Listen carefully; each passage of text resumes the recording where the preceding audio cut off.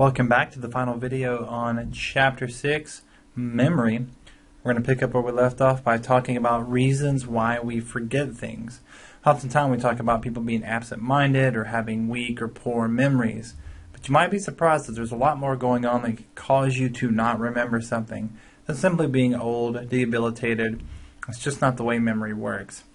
Primarily, the number one reason we forget things, and as unpleasant as it is to admit this, is that we never got it to begin with. It's called failure to encode. If you're that person, which I am this person, that parks their car, goes to Walmart, goes to the mall, and you walk out and you simply can't remember where you parked. Does that mean you have a bad memory? No, it doesn't. It just means that when you were parking your car, you had never had any intention to actually memorize where you parked. You weren't paying attention to that. Remember, attention being that important quality of memory.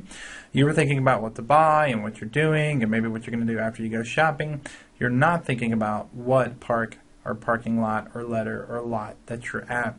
And so just because we experience something, as in stimuli happens around us, does not mean that we will memorize it. Remember, without attention, we can fail to encode information. There has to be that intent. Another reason we forget things is called interference. Sometimes we do encode the information, but it is very similar to other information out there. Information that is close enough that might interfere or disrupt our ability to remember things.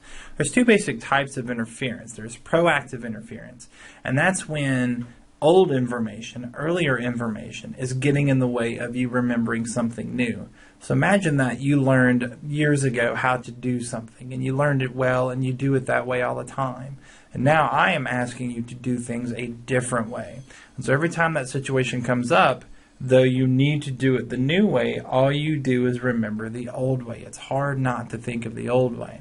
I think of like having an old microwave for years, and you can use it blindfolded. That's how much you use this microwave. And then you get a new microwave and you walk up to it and you just have to stare because nothing is where you remember it being. The buttons aren't the same place. It doesn't have the same features. The old way of doing things gets in the way of the new information.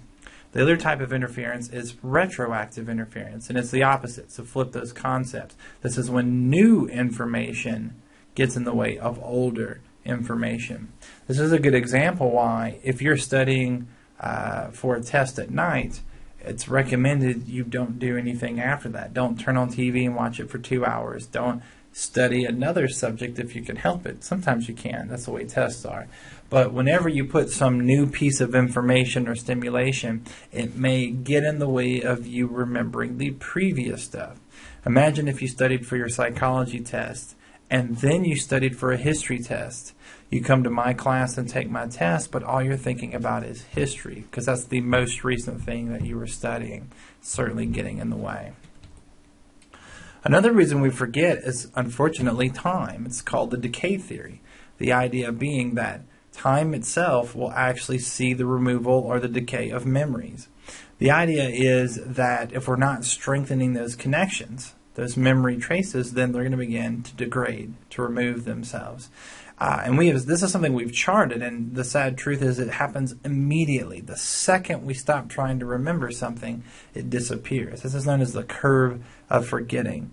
This, by the way, is the reason why teachers tell you, whether they know this is why they say it, they tell you not to cram for a test. Because when you cram, you're trying to put a bunch of information in your short-term memory. So already you're not encoding much of it, but you're trying to hang on to it.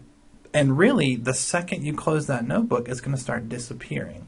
And so you're making a gamble of, will I see the test question before it leaves my brain? It's possible, but it's not a very efficient way. It's not a very nuanced way to do things. So, now, do we forget everything over time? Absolutely not. And this flies in the face of an old belief system that memory was all or none.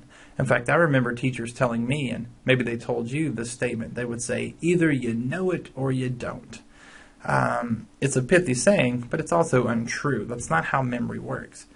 Memory can happen in bits and pieces. I still remember a few lines from poetry that I had to memorize in 8th grade. I don't remember much of it, but I got a few words, a few lines, a speech in high school I had to learn, something in college. We have those parts or pieces sometimes known as the tip of the tongue phenomenon. It shows that we don't store information in just one place and we have to get it in just one way. That's not how memory works. Now, there is a very specific and very rare type of forgetting called amnesia. You may have heard of that before, and it's basically just a loss of access to your memories. However, despite what TV and film may have you believe, this is fairly rare, but it does happen. It is a documented phenomenon. Now, there's basically two types of amnesia. Retrograde amnesia, which means you have a difficulty recalling past experiences. This is a more classic form of amnesia you've probably heard of, such as who am I, where did I come from, how did I get here?